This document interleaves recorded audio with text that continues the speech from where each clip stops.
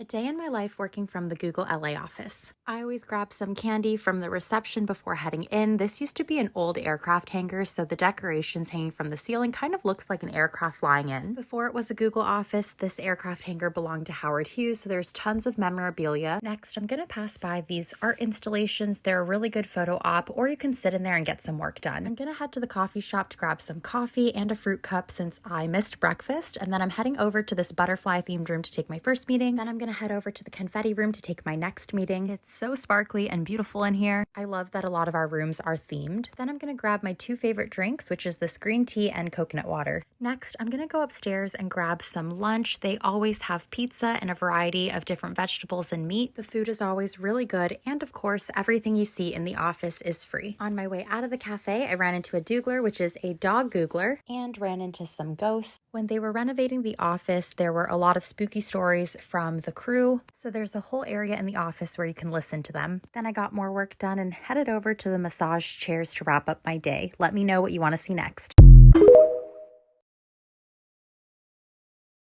A day in my life getting laid off at Google. So I woke up to this really ominous text from my boss, and I honestly had no idea what it was going to be about. So I called her the minute I woke up and saw this, and she told me to check the news and my email. So I rushed downstairs to find out that I had lost access to basically everything. I couldn't log into my email or even check my calendar. I called my boss back, and we just sobbed over the phone because she was also finding out about my layoff for the first time today too. I started getting calls from a bunch of my coworkers and started finding out who else was let go on my team and some neighboring teams as well. But I think the worst part is that it seems like no one was consulted on this decision and everyone was just finding out about the layoffs at the same time.